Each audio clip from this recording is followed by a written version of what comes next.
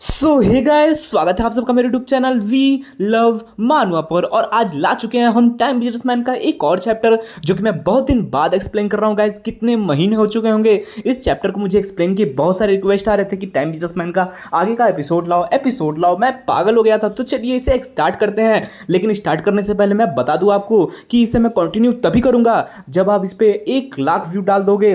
और इसके लिए आपको इस वीडियो को पूरा लास्ट तक देखना होगा, तभी जाके ये वीडियो रैंक करेगी। इसलिए प्लीज इसे सपोर्ट करिए। और जिसने अभी तक सब्सक्राइब नहीं किया है वो सब्सक्राइब कर ले, क्योंकि मेरे देखने वाले वॉचर्स मिलियंस में हैं, पर मेरे जो सब्सक्राइबर हैं वो बस 25,000 हैं। इसलिए मुझे कम से कम इस वीडियो पे कम से कम नहीं तो 10,000 सब्सक्राइबर तो आने ही चाहिए, तभी जाकर मैं इस चैप्टर को कंटिन्यू करूंगा। तो चलिए इसी के साथ इस वीडियो को बिना रेस्ट के स्टार्ट करते हैं। ये कितना एक्साइटिंग होने वाला है। तो चलिए स्टार्ट करते हैं। चैप्टर की स्टार्टिंग में जैसा कि आपने पहले देखा था कि हमारा हीरो अंडरवर्ल्ड के जो एप्स होते हैं उन्हें हरा चुका होता है, और अब वो अंडरग्राउंड वर्ल्ड का राजा बन चुका होता है। पर वो उसे अकेले कंट्रोल नहीं करना चाहता, क्योंकि उसके पास इसके लिए वक्त नहीं होता। इसलिए वो पास्ट में जाता है, और पास्ट के जो ग्रेटेस्ट मंत्री होते हैं, जिसका नाम मंत्री जुगी होता है, उसे वो प्रेजेंट में लाने वाले होते हैं। इसी के साथ हमें दिखाया जाता है पास्ट का सीन, जहां पे हमारा हीरो शू एम्पायर में पहुंच चुका होता है, शू एम्पायर के मंत्री को रिक्रूट करने के लिए। और वो वहां पर वादियों का एंजॉयमेंट ले रहा होता है, वहां के ही ड्रेस को पहनकर। पर तभी एक पीता हुआ व्यक्ति वहां आता है,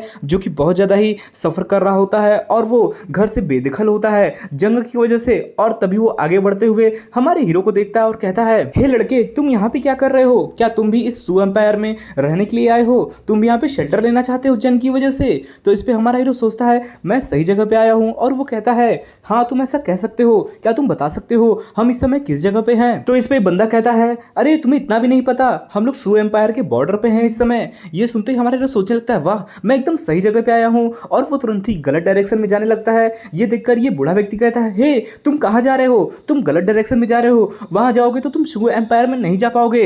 पर गाइस तभी ये क्या, हमारा हीरो वहां से गायब हो जाता है अपनी पावर का इस्तेमाल करके। और ये देखकर इस बुढ़े की पूरी तरह से फट जाती है, और वो कहता है, भूत भूत। सीन शिफ्ट है और हमें शू आर्मी दिखाई जाती है, जहां पर एक जनरल जो होता है वो अंदर जा रहा होता है और कह रहा होता है, प्रधानमंत्री प्रधानमंत्री ध्यान से सुनिए, शू एम्पायर के जो बैंडिट्स हैं, यानी जो घुसपैठिए हैं, उन्होंने अपने एक बंदे को यहाँ पे भेजा है छुपकर आपको मारने के लिए। जल्दी यहाँ से चलिए, बहुत ज्यादा ही इमरजेंसी है। पर उसे कोई भी अंदर नहीं आने दे रहे होते हैं। पर तभी वो धक्का मुक्की करते हुए अंदर घुस जाता है, और फिर कहता है, प्रधानमंत्री यहाँ से जल्दी निकलना होगा हमें। पर गाइस तभी ये क्या, प्रधानमंत्री के लिए एक जो पंडित होता है, जो बहुत सारे दिए जलाकर प्रधानमंत्री के जीवन की कामना कर रहा होता है, वो तुरंत ही दिए बुझ जाते हैं बहुत सारे। ये देखकर ये पंडित कहता है, तुम्हारी हिम्मत कैसे हुई मंत्री जी के कमरे में आने की? कोई भी आने की इजाजत नहीं थी, मैं तुम्हारा गला अलग करवा दूंगा तुम्हारे धड़ से। पर गाइस तभी प्रधानमंत्री जो जुगी होते हैं वो कहते हैं, छोड़ो उसे जाने दो, ये मेरी किस्मत है, आज मेरा मरना निश्चित है। पर गाइस तभी ये क्या, अचानक से इस प्रधानमंत्री के सामने बहुत सारी रोशनी चमकने लगती है, और हमारा हीरो वहां आ जाता है। और ये देखकर ये प्रधानमंत्री पूछता है, तुम कौन हो? तो इस पे हमारा हीरो कहता है, महान सीमा एम्पायर के प्रधानमंत्री जुगी नानलोंग, आपके बारे में मैंने बहुत सुना हुआ है, मैं आपकी इज्जत करता हूं। मैंने आपके बारे में कहानियां सुनी थी कि जब बहुत सारे जंग हो रहे थे तो आप उन जंग से लड़ने के लिए अपने जीवन की कामना कर रहे थे कि आप और ज्यादा जियो और इस जंग को कामयाब करो। पर आपको सामने से देखकर मुझे बहुत ज्यादा ही अच्छा लग रहा है। इस पे ये जो जुगी होते हैं वो पूछते हैं, आखिर तुम हो कौन? और इस पर हमारा हीरो कहता है, मैं 1000 साल बाद से आया हूँ, फ्यूचर से आया हूँ। ये सुनते ही जुगी बहुत ज्यादा ही आश्चर्यचकित हो जाते हैं। और फिर हमारा हीरो कहता है, मैं एक टाइम मर्चेंट हूँ जो कि आपको यहाँ पे लेने आया हुआ है। तो चलिए सारे बिजनेस और सारे बातचीत को साइड में रखते हैं और मेन पॉइंट पे आते हैं। और गाइस ये कहने के साथ ही हमारा हीरो एक चुटकी बजाता है, और तुरंत ही हमारे ये जो जुगी होते हैं उन्हें प्रेजेंट का सीन दिखाने लगता है। ये देखकर ये जो जुगी होते हैं वो बहुत ज्यादा ही आश्चर्यचकित हो जाते हैं। और तभी हमारा हीरो कहता है, प्रधानमंत्री जुगी, मुझे इस प्लेस के बारे में आपको बताने की कोई जरूरत तो नहीं है ना, आप इसे पहचान रहे हैं ना? ये सुनते ही ये जो जुगी होते हैं वो बहुत ज्यादा ही आश्चर्यचकित होकर कहते हैं, अरे क्या ये वही जगह है? ये मेरा घर यानी ये मेरा देश है। ये इतना कैसे चेंज हो सकता है 1000 सालों में? यानी जैसा मैंने सोचा था कि फ्यूचर कैसा होगा ये वैसा ही है। तो हम लोग सच में उस सीमा के बैंडिट्स उन घुसपैठियों से हार गए। तो इस पे हमारा हीरो तुरंत जवाब देता है कि क्यों ना प्रधानमंत्री आप कुछ बोलें, उससे पहले मैं आपको एक स्टोरी सुनाऊं जो कि शायद थोड़ी लंबी होने वाली है। इसी के साथ हमारा हीरो सारी कहानी बता देता है। ये सुनकर ये जो जुगी होते हैं वो कहते हैं, मरना एक फेथ है, इसे हम चेंज नहीं कर सकते हैं, तो क्यों ना मुझे मरने दो और ये सब इसी के साथ खत्म हो जाने दो, मैं भविष्य को नहीं देखना चाहता। तो इस पे हमारा हीरो कहता है, उस चीज के बारे में हम बाद में बात करेंगे, पहले चलिए ये जो जंग बाहर हो रही है ना उसे सेटल करते हैं। और गाइस तभी हमारा हीरो अपनी शक्तियों का इस्तेमाल करता है और ये जो जुगी होते हैं उनकी लाइफ स्पैन को दिखाता है, जो कि बस 6 घंटे की बची होती है, और वो उन्हें बढ़ा देता है 56 साल के लिए या 50 साल और दे देता है इस जुगी को, ताकि वो इस जंग को खत्म कर सकें। इसी के साथ हमें सीन शिफ्ट होता है और सीमा क्लेन के जो बैंडिट्स होते हैं उनका जगह दिखाया जाता है, जहां पर ये जो जोंगडा नाम का क्लेन लीडर होता है वो कह रहा होता है, क्या कहा तुमने, क्या सच में वो जुगी मिनिस्टर मर गया, ऐसा कैसे हो सकता है, मैंने सुना था कि वो बहुत ज़्यादा दिन तक जिंदा रहने वाला है, पर मैं भी सितारों को देख रहा था और उससे मुझे पता चल रहा था कि उसकी अंतिम समय आ चुकी है, तो वो सच में मर गया। तो इस पर सैनिक कहता है, हाँ हमने भी बहुत सारे रोने की आवाज़ें सुनी उसके कैंप से, और उसने सफ़ेद झंडा भी फहरा दिया है, इसका मतलब वो लोग हार मान रहे हैं। ये सुनते ही ये जो जोंगडा होता है वो कहता है, चलो ठीक है, अभी पत्थर गर्म है तो थोड़ा मार देते हैं, वो लोग अभी बहुत ज़्यादा ही दुख में होंगे, तो उनके 1 लाख सैनिकों पे हम अटैक कर देंगे, जिससे कि वो लोग तबाही के डिस्ट्रक्शन पे हो जाएंगे, वो लोग हार जाएंगे, तो चलो अटैक करते हैं। और गाइस इसी के साथ सीन शिफ्ट होता है जहां पर ये जोंगडा अटैक करने के लिए आगे बढ़ने लगता है किले की तरफ, पर तभी वो ध्यान देता है कि ये क्या, ये जो जुगी होते हैं वो चेयर पे बैठे होते हैं, और ये देखकर ये जो जोंगडा होता है वो कहता है, ये कैसे हो सकता है, तुम जिंदा कैसे हो सकते हो, ये क्या हो रहा है यहाँ पर। तो इस पे जुगी जो मिनिस्टर होते हैं वो कहते हैं, अरे जोंगडा मेरे भाई, मैंने सुना था तुम मिलिट्री स्ट्रेटजी में बहुत ज़्यादा ही चालाक हो, तुम बहुत सारे षड्यंत्र बनाते हो, पर तुम इस छोटे से षड्यंत्र को भी नहीं जान पाए कि मैंने तुम्हारे लिए ये जाल बिछाया था। तो इस पर जोंगडा कहता है, चलो ठीक है, ये जाल हुआ तो क्या हुआ, फिर भी मैं तुमसे हार नहीं मानने वाला हूँ, मैं जानता हूँ तुम कुछ घंटे को ही मेहमान हो, इसलिए मैं हार बिल्कुल नहीं मानूंगा और अपने पूरे फोर्स से तुम पे अटैक करूंगा। 1 लाख सैनिक, जोंगडा भी कहता है 1 लाख सैनिक, और दोनों ही कहते हैं अटैक करो। और गैस इसी के साथ जंग की शुरुआत हो जाती है। पर गैस तभी ये क्या, जहाँ पे जुगी बैठा होता है उसके अपोजिट डायरेक्शन से बहुत सारे ड्रम्स की आवाज़ आने लगती है, और ये ड्रम्स जो होते हैं वो वार ड्रम्स होते हैं, जिन्हें बजाकर सैनिक आगे बढ़ते हैं और अटैक करते हैं। ये सुनते ही ये जो जोंगडा होता है वो बहुत ज़्यादा आश्चर्यचकित हो जाता है कि ये उल्टी साइड से कौन सैनिक आ रहे हैं। पर तभी जुगी कहता है, ये मेरा प्लान है, मैं तुम पर दोनों साइड से अटैक करूंगा, जिससे कि तुम्हारे जो जितने भी सैनिक हैं, बैंडिट्स हैं, वो सारे मारे जाएंगे। ये सुनते ही ये जो जोंगडा होता है वो कहता है, तुरंत पीछे हटो, अपने सैनिकों से कहो पीछे हटने को।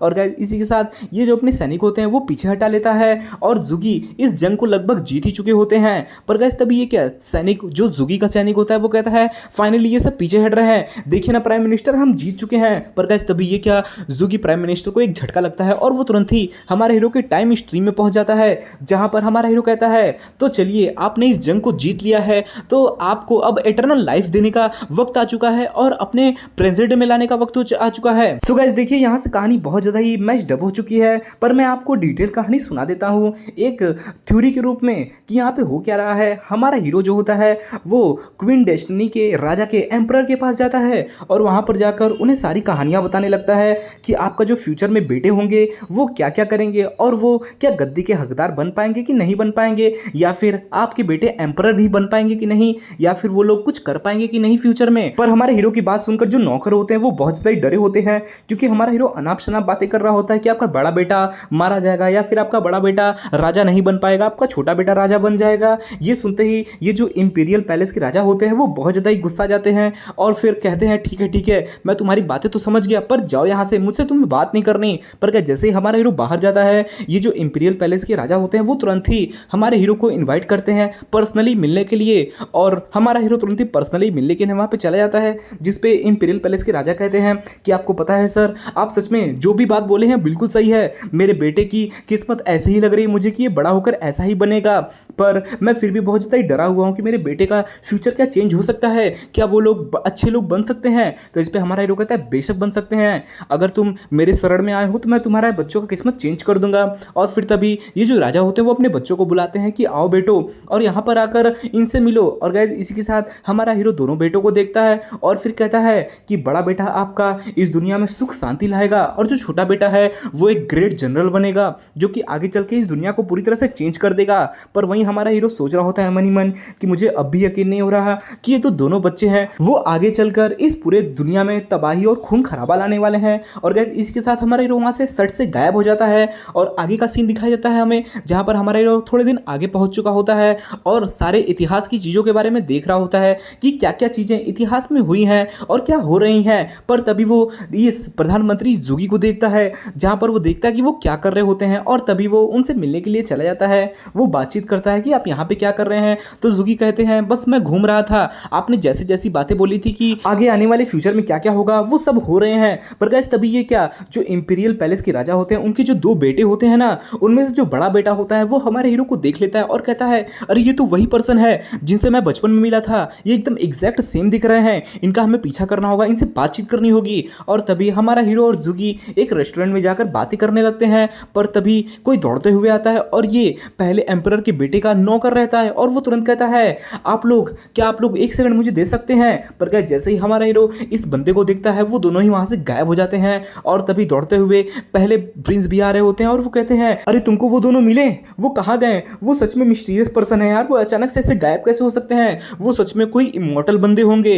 और गाइस इसी के साथ हमें कुछ सालों बाद का सीन दिखाया जाता है जहां पर भरी रात में इस बड़े भाई का नौकर और ये जो बड़ा राजकुमार रहता है वो दोनों बात कर रहे होते हैं, जहां पर ये अब राजा बन चुका होता है और इसके बाप जो होते हैं वो बहुत ज्यादा ही बुढ़े हो चुके होते हैं। पर तभी वो लोग बात कर रहे होते हैं कि यहाँ जो डिस्ट्रक्शन हो रहा है उसको बस एक ही बंदा अब रोक सकता था, वो जादूगर इमॉर्टल, पर वो पता नहीं कहाँ चला गया। अगर वो अब होता तो हम उससे जरूर मदद मांगते, वो सच में बहुत ज़्यादा ही फैंटेसी वाले बंदे हैं, वो पता नहीं कहाँ चले गए। पर गाइस तभी ये क्या, जैसे ही वो दोनों अपने पिताजी के कमरे में जाते हैं वहाँ पे उनके जो पिताजी होते हैं वो उछल कूद रहे होते हैं क्योंकि वो जिंदा हो चुके होते हैं। मरने से पहले उन्हें हमारे हीरो ने जिंदा कर दिया होता है, लाइफ स्पैन दे दिया होता है। और ये देखकर दोनों बहुत ज़्यादा ही आश्चर्यचकित हो रहे होते हैं। पर तभी ये राजा, जो पुराने राजा होते हैं, वो कहते हैं तुम दोनों बेटे स्वागत करो इन दोनों का, ये मेरे सेवियर हैं, ये महान इमॉर्टल है जो यहाँ पर आए हैं मेरी मदद करने के लिए, जल्दी से इनके कदमों में अपना सर नवाओ। और गाइस तुरंत ही हमारे हीरो और डायरेक्टर जुगी वहाँ पे आ जाते हैं और तभी ये दोनों प्रिंस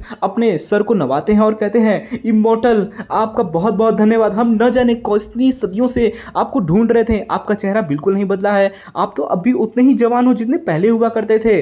तो इस पे हमारा हीरो कहता है अच्छा ठीक है बैठो, हम बैठ के बातें करते हैं। बड़े राजकुमार बैठ जाते हैं और तभी हमारा हीरो कहता है तो तुम लोग भी इमॉर्टल बनना चाहते हो मेरी तरह? तो इस पे बड़ा राजकुमार कहता है हाँ हम आपकी तरह इमॉर्टल बनना चाहते हैं, देखिए ना आप थोड़े से भी बूढ़े नहीं हुए हैं, आप सच में कोई जरूर ही इमॉर्टल होंगे, कोई देवता होंगे जो यहाँ पर आए हुए हैं, प्लीज हमें भी इमॉर्टैलिटी का राज बताइए, आखिर इसके पीछे का राज क्या है? तो इस पे हमारा हीरो कहता है जरूर मैं यहाँ पे इसीलिए तो आया हूँ अपने राज को बांटने के लिए इमॉर्टैलिटी के, पर एक शर्त है मेरी, जो इमॉर्टैलिटी का राज है ना वो कुछ ही बंदों को पता चलेगा, और जिसमें से पहले बंदे मैंने चुन लिया है और वो है प्रधानमंत्री जुगी, और दूसरा बंदा जो होगा वो अभी तक चुना नहीं गया है। पर मैं बता दूं ये जो ट्रांजेक्शन है ना, जो मैं अपनी पावर को तुम्हें देता हूँ वो ऐसी वैसी पावर नहीं है, और वो मैं ऐसे ही नहीं दे सकता हूँ, तुम्हारे अंदर जरूर कोई टैलेंट होना चाहिए, ऐसा कुछ जो मेरे लिए बहुत ज़्यादा ही काम का हो। ऐसा कह सकते हो कि ये कोई लेन देन का काम नहीं है, बल्कि मैं तुमसे अपनी इमॉर्टैलिटी के लिए पेमेंट करवा रहा हूँ, तुम मेरे लिए काम करोगे और मेरे हमेशा के लिए सेवक बने रहोगे, तो बताओ क्या है तुम्हारे अंदर टैलेंट? ये सुनते ही दोनों एक दूसरे को देखने लगते हैं और तभी वो कहते हैं आपने हमारे पिताजी के अंदर कुछ टैलेंट देखा होगा तभी उन्हें इटर्नल लाइफ दिया है, तो जरूर हम उनके बेटे हम भी कुछ करके दिखाएंगे आपको। ये सुनते ही हमारा हीरो कहता है ठीक है मैं तुम्हारे एटीट्यूड को देखकर बहुत ज़्यादा ही खुश हुआ, पर मैं तुम्हें एक बात बता दूं, क्या तुम फ्यूचर को झेल पाओगे?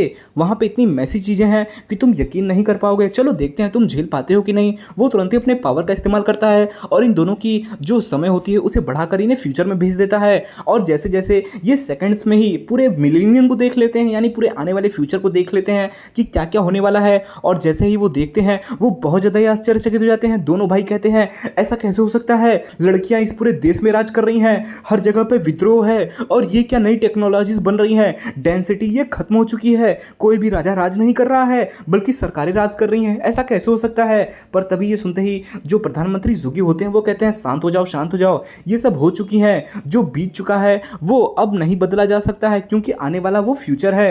और तुम्हें बता दूं मैं, एक बार जिसका जन्म हुआ रहता है खत्म होना उसकी डेस्टिनी होती है, तो यही होगा, इस डेस्टिनी का भी खत्म होना तय है। ये सुनते ही दोनों भाई बहुत ज़्यादा ही आश्चर्यचकित हो जाते हैं, जिस पर जो छोटा भाई होता है वो कहता है कि ठीक है मैं अब फ्यूचर में नहीं जाना चाहता हूँ, मैं इस डेस्टिनी के साथ ही जीऊँगा और यहीं पे तबाह हो जाऊँगा, क्योंकि जहाँ मेरा दिल कहेगा मैं वही जाऊँगा। वहीं पर जो बड़ा भाई होता है वो कहता है नहीं सर, आप मुझे 300 साल का लाइफ दे दीजिए, इससे मैं साउथ में और नॉर्थ में जाऊँगा, वहाँ पर मैं ट्रैवल करूँगा और इस पूरे दुनिया को एक्सप्लोर करना चाहता हूँ मैं, मेरी यही एक इच्छा है। ये सुनते ही हमारा हीरो कहता है ठीक है मैं तुम्हारे इस कंडीशन को एक्सेप्ट करने के लिए तैयार हूँ, पर मेरी भी एक कंडीशन है, है, तुम लोग मेरे लिए क्या कर सकते हो इसके बदले में? तुम एक काम कर सकते हो, क्या तुम मुझे यहाँ का जो करंट एम्परर है ली शामिन, क्या तुम उससे मुझे मिलवा सकते हो? सीन शिफ्ट होता है और हमें ली शामिन राजा दिखाया जाता है, जो कि अपने सलाहकार नौकर से कह रहा होता है, क्या सच में उस इमॉर्टल आदमी ने मुझे बुलाया है? तो इस पर ये जो नौकर होता है वो कहता है, हाँ हाँ सर, आप बिल्कुल निश्चिंत रहिए, वो अंदर ही बैठे हुए हैं। ये सुनते ही ये जो राजा होते हैं वो अंदर चले आते हैं। हमें अंदर का सीन दिखाया जाता है, जहाँ पे आराम से हमारा हीरो चाय पीते हुए कह रहा होता है, क्या चाय बनी है? पर गाइस तभी ये क्या, ये जो राजा होता है वो वहीं पे चुपचाप बैठा होता है, हमारे हीरो को बहुत ज्यादा ही आश्चर्यचकित होकर देख रहा होता है। और वहीं पर जो जनरल के दो लड़के होते हैं वो बात कर रहे थे कि ऐसा कैसे हो सकता है, ये जो राजा यहाँ पे आ चुके हैं उन्हें देखकर हमारा हीरो बिल्कुल भी सरप्राइज नहीं है, वो आराम से रिलैक्स से चिल्ड है। आखिर ऐसा क्यों कर रहे हैं? तो इस पे दूसरा भाई कहता है, तुम चिंता ना करो, ये खुद इमॉर्टल है, इमॉर्टल बंदों को इन छोटे मोटे राजाओं से क्या फर्क पड़ने वाला है? तुम्हें पता है ये सदियां जिए हुए हैं, तो इनके सामने एक राजा जो कि अभी ज्यादा बड़ा भी नहीं है, उससे क्या ही फर्क पड़ेगा? और वहीं ये जो ली शिमिन होता है वो कहता है, आखिरकार मैं तुमसे मिल ही गया, तुम एग्जैक्ट वैसे ही लग रहे हो जैसे मैं तुमसे आज से 30 साल पहले मिला था जब मैं छोटा था, तुम एकदम बूढ़े नहीं हुए। तो इस पे हमारा हीरो कहता है, हाँ तुम सही कह रहे हो, 30 साल हो गए, जब मैं तुमसे पहली बार मिला था तो तुम तब भी बोलना सीख रहे थे, तुम्हें बोलना भी नहीं आता था, पर देखो अब तुम एक फाइन जेंटलमैन बन चुके हो और बड़े हो गए हो। ये सुनते ही ये जो राजा ली शिमिन होता है वो कहता है, बातों को घुमाइए फिराइए नहीं, आखिर आपने मुझे यहाँ पे क्यों बुलाया है? और ये बोलते ही वो सोचता है, अरे ये लड़का इतना जवान क्यों दिख रहा है, क्या इसने सच में इटर्नल लाइफ का जो राज है वो पता कर लिया, इमॉर्टैलिटी इसने पाली है क्या? पर गाइस तभी ये क्या, हमारा हीरो कुछ ऐसा शॉकिंग बातें कहता है जिससे राजा बहुत ज्यादा ही आश्चर्यचकित हो जाता है। और हमारा हीरो कहता है, सुनिए राजा जी, आपको इस देश के पैसे उन शामन्स और उन मॉन्क्स पे नहीं खर्चा करने चाहिए, क्योंकि वो आपका इलाज नहीं कर सकते हैं। ये सुनते ही ये राजा बहुत ज्यादा आश्चर्यचकित होता है और उस बार में जितने लोग बैठे होते हैं उन सबको बाहर जाने का आदेश दे देता है और कहता है, मैंने ये बात किसी को नहीं बताई कि मैं बीमार हूँ, आखिर तुम्हें कैसे पता चला ये बात? तो इस पे हमारा हीरो कहता है, मैं जब से इस सिटी में आया हूँ बहुत सारे मॉन्क्स और बहुत सारे प्रीस्ट को घूमते हुए देख रहा हूँ, शामन्स भी यहाँ पे हैं। तो गाइस ये लोग वो लोग होते हैं जो जीवन की प्रार्थनाएं करते हैं और भूत प्रेतों को बुलाकर आपको झाड़ फूक करके सही करते हैं, पर कोई भी बीमारी का इलाज इससे थोड़ी ना हो सकता है। और तभी हमारा हीरो कहता है कि देखिए मैंने इन सबको नोटिस किया है, जिससे कि मुझे पता चल गया कि आपको एक गंभीर इलनेस हो गई है जो कि ठीक नहीं हो सकती, ऊपर से ये जो बीमारी है वो और ज्यादा ही खतरनाक हो गई है, अब आप शायद ही बच पाए। ये सुनते ही ये जो राजा होता है वो स्माइल करने लगता है और कहता है, मैं जो कि स्वर्ग का लड़का हूँ, वो तुम्हारे द्वारा छानबीन किया गया, यानी तुमने मुझे पकड़ लिया, मेरे सारे राज को जान लिया, क्या तुच्छ बात है मेरे लिए? पर फिर भी मैं तुम्हें बता दूं, मैंने इन सब चीजें बस अपने ओहदे के लिए किया, इस राजधानी के लिए किया, इस शहर इस देश के लिए किया। मैंने अपने पिताजी को मारा ताकि मैं राजा बन सकूं, पर उनकी अभी भी चीखें मेरे कानों में गूंजती हैं कि मैंने उन्हें क्यों मारा। वो डेली मुझे कोसते हैं, पर मैं क्या ही कर सकता हूं, राजा बनने के लिए मुझे ये सारी चीजें तो करनी ही थी। पर मैं बिल्कुल भी पछतावा नहीं करता हूं जो मैंने उनके साथ किया, क्योंकि मुझे नहीं लगता कि अगर वो लोग मरते नहीं तो फिर इस राजधानी का कभी कुछ भला हो पाता। और मैं जानता हूं कि मेरे पिताजी और मेरे जितने भी भाई हैं जिन्हें मैंने मारा है वो अभी भी नर्क के द्वार से मुझे देख रहे हैं, मुझे घूर रहे हैं और मेरे आने का इंतजार कर रहे हैं। पर फिर भी मैं बता दूं, मैं हार नहीं मानने वाला।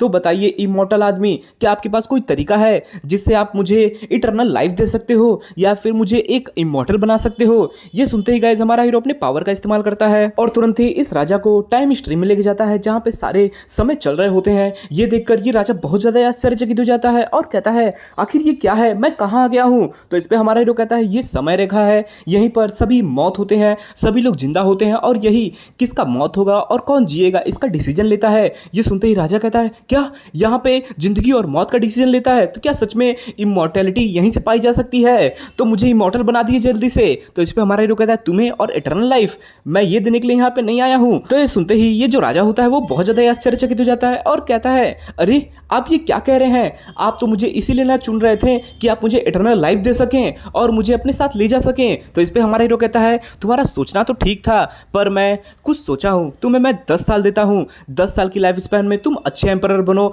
और जितने भी तुम्हारे दुश्मन हैं उनका काम तमाम कर दो और अपनी जिंदगी को अच्छे से जियो और बहुत ग्रेट काम करो, तभी तुम मेरे लायक बन पाओगे और अच्छे दिमाग को पा पाओगे और तभी मैं तुम्हें सोचूंगा कि इटर्नल लाइफ देना है कि नहीं देना है और तुम्हें भी पता चल जाएगा तब तक कि तुम्हें इटर्नल लाइफ जीना है कि नहीं जीना है, क्योंकि सब लोग इसे नहीं जी पाता है। तो चलो मैं तुम्हें 10 साल की लाइफ दे देता हूं। और गाइस इसी के साथ हमें 10 साल बाद का सीन दिखाया जाता है जहां पर हमारा हीरो ने बहुत सारे लोगों को रिक्रूट कर लिया होता है, जिसमें एक जनरल भी होता है और चांसलर्स भी होते हैं और बहुत सारे मिलिट्री जनरल भी होते हैं। पर तभी हमारा हीरो ये जो राजा होता है, एम्परर होता है, उसको लाइफ स्पैन नहीं देता है, क्योंकि राजा जो था वो हमारे हीरो के टैलेंट के रूप में नहीं खड़ा हो पाया और इसी का यहीं से काम तमाम हो जाता है। और तभी हमें बहुत सारे लोग दिखाए जाते हैं जो कि कह रहे होते हैं अरे मिस्टर लू कहाँ हैं। तो इस पे जो मंत्री जुगी होते हैं वो कहते हैं वो आ ही रहे होंगे, क्योंकि वो बहुत सारे टैलेंट्स को रिक्रूट करने गए हैं और बहुत सारे लोगों को जिंदा करने भी गए हैं। तो जिंदा होने के बाद बहुत सारे लोग आश्चर्यचकित हो गए होंगे, हमारे सर को एक्सप्लेन भी तो करना होगा उन लोगों को। और गाइस इसी के साथ वहां पर रोशनी चमकती है और एक चांसलर वहां पे आ जाता है जो कि अभी सू डायनेस्टी में होता है, पर ये सू डायनेस्टी जल्दी ही खत्म होने वाली होती है और टैंग डायनेस्टी आने वाली होती है। उसी का ये चांसलर बनने वाला होता है, पर इसका समय ओवर हो चुका होता है और हमारे हीरो ने इसे एटर्नल लाइफ देने का प्रॉमिस कर दिया होता है। इसी के साथ ये यहाँ पे आके आश्चर्यचकित हो जाता है कि हम लोग कहाँ आ गए। पर गाइस तभी ये सब बैठ के बातें करते हैं कि ये क्या हो रहा है यहाँ पर, क्या सच में हम लोग एटर्नल लाइफ जी सकते हैं। पर वहीं हमारा हीरो आ जाता है और कहता है आप सभी का स्वागत है हमारे इस क्लब में, तो चलिए मीटिंग को शुरू करते हैं। और गाइस इसी के साथ मीटिंग स्टार्ट हो जाती है, जहां पर ये जो चांसलर होता है वो हमारे हीरो से कहता है कि क्या हुआ, राजा जी के पास भी तो आप गए थे ना, क्या उनको आपने लाइफ स्पैन नहीं दी। तो इस पर हमारा हीरो कहता है देखो इस दुनिया में बहुत सारे राजा हो सकते हैं पर इमॉर्टल सिर्फ मैं हूं, मैं ही सबको इटर्नल लाइफ ग्रांट कर सकता हूं और मेरे सामने वो राजा एक मॉर्टल के अलावा कुछ नहीं था। तो चलो ठीक है, आज से हम एक नया क्लब बनाने वाले हैं जिसका नाम होगा क्वीन शैंग हर्मिट क्लब। ये सुनते ही बहुत सारे चांसलर कहने लगते हैं अरे वाह हर्मिट, मैं तो एक हिडन हर्मिट बनूंगा जो इस पूरे दुनिया में घूमेगा और बहुत सारी चीजों को डिस्कवर करेगा। तो इस पे हमारा हीरो कहता है आपके पास 1000 साल है, आप लोग को यहाँ पे बैठ के अपना समय गुजारना नहीं है बल्कि इस पूरी दुनिया में ट्रैवल करना है और बहुत सारे टैलेंट्स को रिक्रूट करना है और बहुत सारी नई नई चीज़ों की खोज करनी है। आप लोग आराम बिल्कुल नहीं कर सकते हो और मैंने आपको 1000 साल की लाइफ स्पैन दे दी है। ये सुनते चांसलर कहता है पर सर ये 1000 लाइफ स्पैन बहुत ज़्यादा नहीं है, हम बहुत ज़्यादा ही बोर हो जाएंगे, इतने दिन तक हम क्या करेंगे। तो इस पर हमारा हीरो कहता है आप सभी के पास टास्क है, ऐसा ही नहीं मैं छोड़ रहा हूँ आपको, मैं हर 100 साल में आपके पास एक बंदा भेजूंगा जिसको आपको रिक्रूट करके सारी बातें समझानी होंगी और जब आप उसे रिक्रूट करेंगे ना तो मैं आपकी लाइफ स्पैन को भी बढ़ा दूंगा और उसे इतना बना दूंगा जितने में आप मेरे टाइमलाइन में पहुंच पाएं। और याद रखिए मेरे पास इतना समय नहीं है इसलिए मैं अब जाता हूं। ये सुनते ही चांसलर कहते हैं क्या आप सच में जा रहे हैं सर। तो इस पर हमारा हीरो कहता है हाँ मुझे और भी टैलेंट, बहुत सारे टैलेंट को यूरोप से भी कलेक्ट करना है और यूरोप में जाने के लिए समय लगता है, आप लोग के लिए 1000 साल होगा पर मेरे लिए पल भर का समय है। और गाइस इसी के साथ सीन शिफ्ट होता है और हमें यूरोप एम्पायर दिखाया जाता है जहां पर हमारा हीरो एक कमरे के अंदर होता है और वो उस फैशन के कपड़े पहन के कह रहा होता है एक क्वीन डायनेस्टी से तुरंत यूरोप में आना ऐसा लग रहा है जैसे मैं ट्रांसमिग्रेट हो गया हूं दूसरे वर्ल्ड में। पर गाइस तभी ये क्या, हमें एक बंदा दिखाया जाता है जो कि कह रहा होता है अरे लू हमने उस लड़की को खोज लिया कि उसे पेंट कैसे करना है, अब मैं उसे पेंट कर सकता हूं। तो इस पे हमारा हीरो कहता है तुमने उस लड़की का पीछा नहीं छोड़ा, तुम उसे पेंट करके ही रहोगे। तो इस पे गाइस हमें दिखाया जाता है लियोनार्डो दी विंची जो कि गाइस ग्रेट महान इस सदी का पेंटर होता है। तो गाइस आपने अगर लियोनार्डो दी विंची को नहीं जाना तो फिर कुछ नहीं जाना।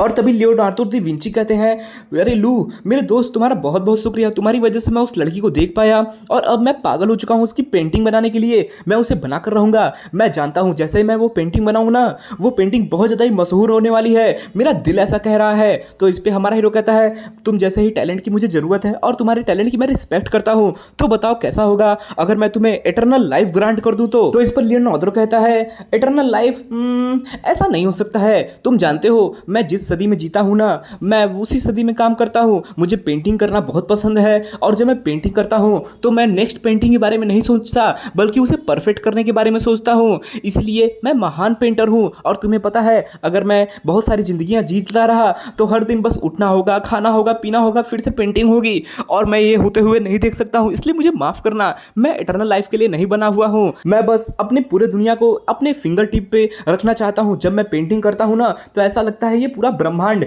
मेरे हाथों पे है, इसीलिए मैं इटर्नल लाइफ की इच्छा नहीं करता हूं। ये सुनते ही हमारा हीरो कहता है ठीक है अगर तुम इटर्नल लाइफ के बारे में ऐसा ही सोचते हो तो ठीक है मैं तुम्हें इटर्नल लाइफ ग्रांट नहीं करूंगा, पर याद रखना लियोनार्डो मैं तुमसे कुछ सदी बाद मिलूंगा और तब देखता हूं तुम्हारा थॉट क्या होगा। और गाइस इसी के साथ हमारा हीरो वहां से जाने लगता है और कहता है फिर मिलते हैं। तो इस पे लियोनार्डो कहता है क्या तुम सच में जा रहे हो। तो इस पे हमारा हीरो कहता है हाँ मैं जा रहा हूं, तुमसे मैं बस थोड़ी देर में ही मिलता हूं। और गाइस इस पे ये लियोनार्डो अपने भाषा में कहते हैं गुड बाय मेरे फ्रेंड। सीन शिफ्ट होता है और हमें कुछ सदियों बाद का सीन दिखाया जाता है जहां पर लियोनार्डो अपने पेंटिंग को कंप्लीट कर चुका होता है और वहीं पे हमारा हीरो अपीयर हो जाता है अपने हाथों में कुछ गिफ्ट्स लेकर और फिर कहता है मुझे माफ कर देना मेरे फ्रेंड, मैं ना क्वीन डेंसिटी में गया था, वहां पे मेरे को बहुत सारे फ्रेंड्स को रिक्रूट करना था, नए नए टैलेंट्स को लेना था, इसलिए मुझे लेट हो गई आने में, मुझे माफ कर देना। तो तुमने अपनी पेंटिंग कंप्लीट कर ली है, दिखाओ मुझे लू ग्रैंडो। और गाइस इसी के साथ ये जो लू ग्रैंडो पेंटिंग होती है वो इस एम्पायर की सबसे महान पेंटिंग होती है जिसे कुछ राजा जी ने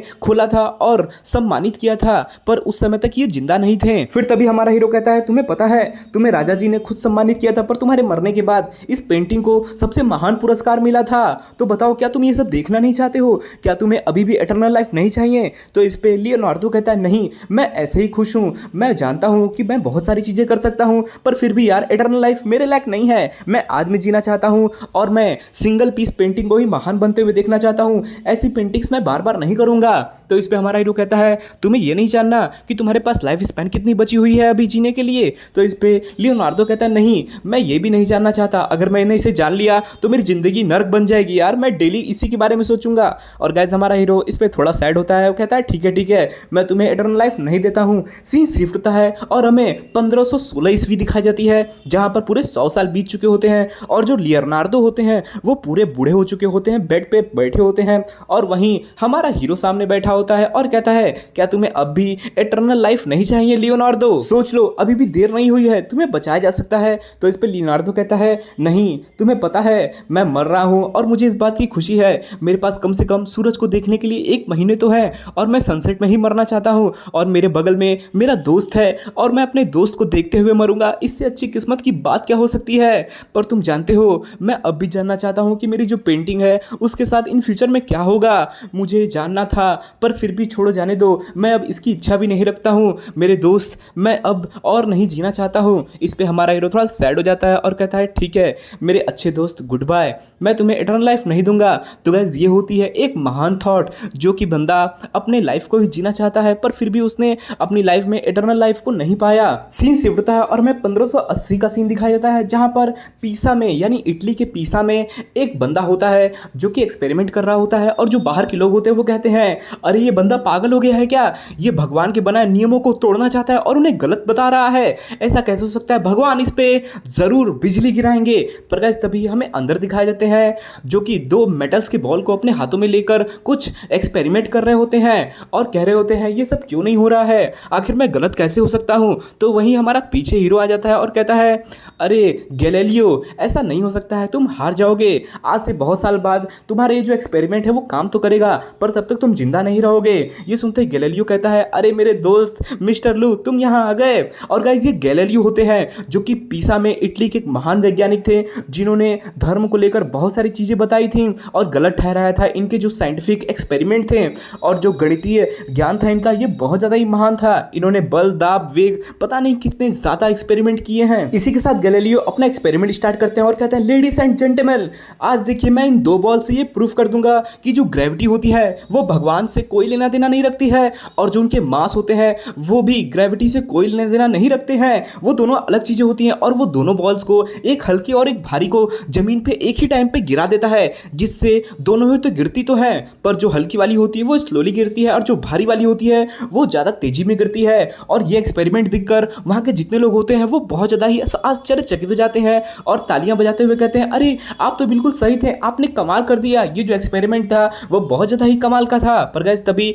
गैलीलियो कहते हैं देखा मेरे फ्रेंड लू, देखा मैंने कर दिखाया। पर गाइस तभी वो पीछे देखते हैं तो हमारा हीरो वहां पे नहीं होता है और वो कहते हैं अरे कहां गया मिस्टर लू, तुम कहां गए? पर गाइस तभी एक बंदा आता है और वो एक लेटर हमारे इस गैलीलियो को देता है और कहता है आपको पता है वो सेल्समैन जो कि ईस्ट से आया हुआ था उसने आपके लिए एक लेटर छोड़ा हुआ है। और गाइस इस लेटर में जब ये गैलीलियो इस लेटर को खोलता है तो उसका दिमाग फट जाता है क्योंकि इस लेटर में सारी चीजें लिखी होती हैं जिसमें उसका जन्म, गैलीलियो का जन्म, इसने क्या क्या किया और इसे कैसे अंत में इसकी कहानी खत्म हुई यानी ये कैसे मरा, आखिर इसकी आंखों की रोशनी कैसे गई, ये सारी चीजें लिखी होती हैं कि कब कब ये चीज होगा। ये पढ़ते ही ये जो गैलीलियो होता है वो बहुत ज्यादा आश्चर्यचकित हो जाता है और कहता है ऐसा कैसे हो सकता है, मैं मान नहीं सकता हूं, अगर मैं वेटिकन से लड़ाई करूंगा तो मैं मारा जाऊंगा, क्या मैं उनसे लड़ाई ना करूं? पर ये मिस्टर लू है कौन, इन्हें ये सारी चीजें कैसे पता है, क्या ये कोई धमकी है? पर ये इतनी एक्यूरेट कैसे हो सकती है, ये तो मेरे पूरे लाइफ के बारे में सब कुछ बता दिया है इसने, ऐसा कैसे हो सकता है? और गाइज यहाँ पर हमारे हीरो ने इस गैलीलियो को बताया नहीं होता कि वो एक ट्रांजैक्शन बीइंग है यानी वो टाइम को कंट्रोल कर सकता है और एटर्नल लाइफ दे सकता है। इसी के साथ सीन शिफ्ट होता है और हमें वहीं थोड़ी दूर का सीन दिखाया जाता है जहां पर एक जो जनरल होता है ईस्ट का वो हमारे हीरो से कह रहा होता है सर आपने उस गैलीलियो को अपने अंडर में क्यों नहीं लिया? तो इस पे हमारा हीरो कहता है है। तुम जानते हो कुछ लोगों को अपने वक्त में सारी चीज़ें कंप्लीट कर देनी चाहिए, तभी वो हमारे इटर्नल क्लब में ज्वाइन हो सकते हैं। और गैलीलियो ने अभी तक बहुत सारे ऐसे आविष्कार हैं जो उसने नहीं किए हैं, इसलिए हम उसे यहाँ से ऑब्जर्व करेंगे। और जो फ्यूचर में आने वाली हमारी जो क्वींसंग ऑफ हर्मेट नाम की ये जो ग्रुप है वो हमारे इटर्नल क्लब का बेस बनेगी और आगे चल के इटर्नल क्लब को और ज़्यादा विकसित करेगी। पर उसके लिए हमें ये गैलीलियो की भी ज़रूरत है और इसके लिए ये हमारा पहला टारगेट बनेगा जिसको हम एब्जॉर्व करेंगे, यानी इसकी सारी घटनाओं को होते हुए देखेंगे और फिर लास्ट में जाकर इसे हम ये इटर्नल लाइफ ऑफर करेंगे अगर इसने कुछ कमाल का चीज़ कर दिखाया तो। इसी के साथ हमारा हीरो समय में फिर से ट्रैवल करने लगता है और वो कह रहा होता है कि मैं हिस्ट्री में बहुत पीछे आ चुका हूँ और मैं कम से कम 1500 साल तक यहाँ पे ट्रैवल कर चुका हूँ। मैं पास्ट में फ्यूचर में बार बार आता जाता रहता हूँ और बहुत सारे टैलेंट्स को रिक्रूट कर चुका हूँ। लगभग मेरे को यहाँ पर 1500 साल हो चुके होंगे, पर मैं जहाँ पर पैदा हुआ हूँ मॉडर्न एरा में, वहाँ पर बस मैं 29 साल ही जिया हूँ। तो इससे क्या साबित होता है? क्या मैं एंशिएंट व्यक्ति बन चुका हूँ जो कि पुराने हिस्ट्री में रहता है, या फिर मॉडर्न व्यक्ति बन चुका हूँ? मैं बहुत ज़्यादा ही कंफ्यूज हो गया हूँ। पर जवाब जो भी हो, एक बात तो सच है कि इस पूरे वर्ल्ड में, इस पूरे कायनात में सिर्फ एक ही बंदा है जो टाइम रिवर में क्रॉस कर सकता है, वहां पे ट्रैवल कर सकता है, और वो इकलौता बंदा मैं हूं। हमारा हीरो समय में ट्रैवल करने के साथ ही उस जगह पे पहुंच जाता है जहां पे उसे जाना होता है और वो वहां पर अपीयर होते ही कहता है, हेलो, मैं वापस आ गया। तो गाइस ये क्विंसान हर्मिट ग्रुप होता है जो हमारे हीरो ने इटर्नल क्लब के बाद बनाया होता है। और वहीं पर ये जो जुगी होते हैं वो कहते हैं आपके लिए ये 5 मिनट का खेल होगा, पर हमारे लिए तो सदियां बीत गई मिस्टर लू। और गाइस तभी हमारा हीरो इन सभी को देख के सोच रहा होता है कि देखो तो ये कितना एंटरटेनिंग बात है कि ब्रह्मांड के जितने भी टैलेंटेड लोग हैं हिस्ट्री के, वो मेरे साथ आज इटर्नल क्लब में मिलकर इटर्नल क्लब को ग्रो करने के लिए और तरक्की करने के लिए मेरे साथ काम कर रहे हैं। ये कितनी कमाल की बात है। फिर तभी हमारा हीरो कहता है कि मैंने आपको यहाँ पर बहुत ज़्यादा ही इंपॉर्टेंट मैटर के लिए बुलाया हुआ है, और वो मैटर ये है कि मैं आप सबको चाहता हूँ कि आप लोग सबको कम दिखाई दें, यानी बाहर आना जाना कम करें, और जो लोग हैं इंपॉर्टेंट पर्सन है इस पूरे हिस्ट्री के, उनसे मिलना जुलना कम कर दें ताकि आपको कोई भी देख ना पाए या फिर आपका कोई पीछा ना कर पाए। इससे जो टाइमलाइन है वो बिगड़े ना, क्योंकि आपकी एक भी गलती से ये पूरी की पूरी टाइमलाइन बर्बाद हो सकती है और न जाने फ्यूचर में क्या क्या चेंजेस आ जाएं। ये सुनते ही जो हर्मिट के लोग होते हैं वो एक दूसरे को देखने लगते हैं। पर तभी हमारा हीरो कहता है, मैंने आप सबको पहले ही बताया ही था कि जो इटर्नल क्लब है वो मेरा है, मैं उसका मालिक हूं। पर आपको पता है आपको मैंने टैलेंटेड रिक्रूट किया हुआ है हिस्ट्री से, और आपका कोई भी उठाया हुआ कदम इस पूरे इतिहास को बदल सकता है, क्योंकि आप मेरे सबऑर्डिनेट हो, मैं टाइमलाइन पे कंट्रोल करता हूं, तो आप भी मेरे से ही जुड़े हुए हो। ये जो क्विंसान हर्मिट क्लब है ना वो भी मेरे से ही जुड़ा हुआ है। आपको पता है इतिहास में जो भी चीज़ें हो रही हैं, जो भी चीज़ें नहीं हुई हैं, वो सब होना जरूरी है, क्योंकि अगर वो सब नहीं हुआ तो फिर टाइमलाइन बदल सकती है। आपके उठाए गए कोई भी कदम इस पूरे इतिहास को चेंज कर सकते हैं। इसलिए मैंने एक आइडिया सोचा है और मैं आपको मिशन दे रहा हूं एक। आज से आप लोग इस टाइमलाइन के गार्डियन के नाम से जाने जाओगे। पर आपके गार्डियन बनने से पहले मैं आपको एक बात बता दूं, हिस्ट्री के हिसाब से आप सभी मर चुके हो, इसीलिए अगर मैं आपको गार्डियन बनाता हूं इस टाइमलाइन का, तो आप अगर कुछ चीजें बदलती हैं तो सिर्फ उसे देख सकते हो, उसमें दखल अंदाजी नहीं कर सकते। अगर आपने दखल अंदाजी करने की कोशिश की तो ये टाइमलाइन बहुत बुरी तरह से टूट जाएगी। पर आप सब पहले ही इस टाइमलाइन में हस्तक्षेप कर चुके हो, इसलिए अब कुछ भी चेंज नहीं हो सकता है। पर हम फिर भी इतिहास में जो मेजर चेंजेस हैं उसे रोक सकते हैं, वो भी अपने एक्शन के हिसाब से। मैं जो जो जगह पे आपको कहूँगा वहाँ वहाँ आपको जाकर चीज़ों को सही करना होगा, और जो भी चीज़ें चेंज हुई हैं आप लोग की वजह से, मेरी वजह से, उसे आपको प्रोटेक्ट करना होगा। और इसके लिए मैं आपको अपनी अथॉरिटी देता हूँ, आपको अपनी पावर शेयरिंग करता हूँ, जिससे कि आपके पास भी पावर आ जाएगी टाइमलाइन में ट्रैवल करने की, और फिर आप उन सारे गलतियों को सुधार सकते हो। जैसे कि उदाहरण के लिए देख लीजिए, अगर कोई इतिहास से बंदा गायब हो जाता है या फिर किसी इतिहासिकारी बंदे की डेथ हो जाती है अनचाहे तरीके से, जिसका वहां पे नहीं होना चाहिए था वो चीज, इससे हिस्ट्री जो है पूरी तरह से चेंज हो सकती है। इसलिए मैं आप सबको गार्डियन बनाकर वहां पे भेजूंगा, और आपके जो जिम्मे काम है वो ये है कि आप वहां पे जाओगे और जो पर्सन अगर कुछ डेथ हो गया है या फिर वो मिसिंग है तो उसकी जगह आपको किसी और पर्सन को रखना होगा, और वो सारे काम उससे करवाने होंगे ताकि हिस्ट्री चेंज होने से बच जाए। और हमारा पहला टारगेट होगा गैलीलियो, जिसे कि फादर ऑफ मॉडर्न साइंस कहा जाता है, उसे वो बनने दीजिए। जब तक वो ये नहीं बन जाता है हम कोई भी हस्तक्षेप नहीं करेंगे। और मैंने टाइमलाइन को थोड़ा एक्सपेरिमेंट करने के लिए उसे उसकी डेथ की समय और आगे फ्यूचर में जो जो चीज़ें होने वाली हैं वो सब बता डाली हैं, ताकि वो खुद कोई ना कोई डिसीजन ले जिससे कि टाइमलाइन पे इफेक्ट पड़े। और मैं देखना चाहता हूँ कि इस एक्सपेरिमेंट से हमें क्या रिजल्ट मिलता है। तो चलिए उसे ऑब्जर्व करते हैं और देखते हैं कि कैसे वो आगे की चीज़ें हैंडल करेगा। उसे अपने मौत का दिन पता है, उसे अपने मौत की वजह पता है, तो क्या वो अपने मौत को चेंज करने की कोशिश करेगा या फिर उन सबको पहले ही वो मार देगा। देखने में यही इंटरेस्टिंग होगा। पर गाइस तभी हर्मिट के लोग कहते हैं कि आप क्या चाहते हैं कि हम लोग क्या करें इसमें। तो इस पे हमारा हीरो कहता है मैं आप लोग से सिर्फ एक चीज करवाना चाहता हूं, हमें बस ये ऑब्जर्व करना है कि जो वेटिकन के लोग हैं जो कि भगवान को पूजा करते हैं, क्रिश्चियनीज हैं, उन सब पे ये ध्यान रखना है कि जो वेटिकन्स के लोग हैं वो गैलीलियो के साथ कुछ ज्यादा बुरा बिहेवियर ना करें या फिर उसे कड़ी पनिशमेंट ना दें या फिर मारने की कोशिश ना करें। तो गाइस गैलीलियो का जो आंख का रोशनी होता है वो जा चुका होता है, पर उससे पहले वेटिकन्स ने उसे कई बार हंट करने की कोशिश की थी उसके भगवान के जो रूल बनाए होते हैं उन्हें तोड़ने के लिए। सीन शिफ्ट होता है और हमें 1610 ईस्वी दिखाई जाती है जहां पर गैलीलियो अपने रिसर्च को कर रहा होता है और वो फाइनली एक कंक्लूजन पे पहुंचता है और कहता है मुझे यकीन नहीं हो रहा है जैसा कि उस चिट्ठी में लिखी हुई थी मून का जो शेप है वो बिल्कुल भी वैसा नहीं है जैसा हम सोचा करते थे। तो गाइस पहले जमाने के लोग जो होते थे वो ये सोचते थे कि जो चांद है वो सेलेस्टियल बीइंग ने जो गॉड है उन्होंने एकदम गोल बनाया हुआ है गेंद की तरह, उस पे ना पत्थर है ना पहाड़ है, पर चीजें इससे एकदम अपोजिट हुआ करती थी। और यही लेटर जो हमारे हीरो ने इसे छोड़ा होता है वही वो पढ़ रहा होता है जिसमें मून के सरफेस के बारे में लिखा होता है जो इस चिट्ठी में लिखी होती है। गैलीलियो ने भी वही रिसर्च किया होता है कि जो सरफेस है मून का वो बहुत ज्यादा पहाड़, चट्टानों और गड्ढों से भरा हुआ है, वो गोल एकदम नहीं है और एकदम समतल नहीं है, उस पे बहुत सारे पहाड़ भी हैं पर पृथ्वी से वो पहाड़ अलग हैं, वो ज्यादा बड़े बड़े हैं और उनका जो क्षेत्रफल है वो और ज्यादा अधिक है। पर ऐसा कैसे हो सकता है, ये लेटर मुझे उस आदमी मिस्टर लू ने दिया था, क्या मिस्टर लू खुद चांद पे जाके आ चुका है? पर ये काम तो सिर्फ गॉड कर सकते हैं, क्या वो गॉड खुद है? मुझे यकीन नहीं होता है, पर फिर भी मैं अपने रिसर्च को इस तरह छोड़ नहीं सकता हूं, मुझे और ज्यादा रिसर्च करना होगा और पता लगाना होगा कि आखिर क्या क्या होने वाला है। मुझे मेरी मौत का दिन पता है पर इसकी वजह से मैं सैड नहीं हो सकता हूं, मुझे और ज्यादा मेहनत करनी होगी और जितने रिसर्च मैं कर सकता हूं नए नए वो करना होगा।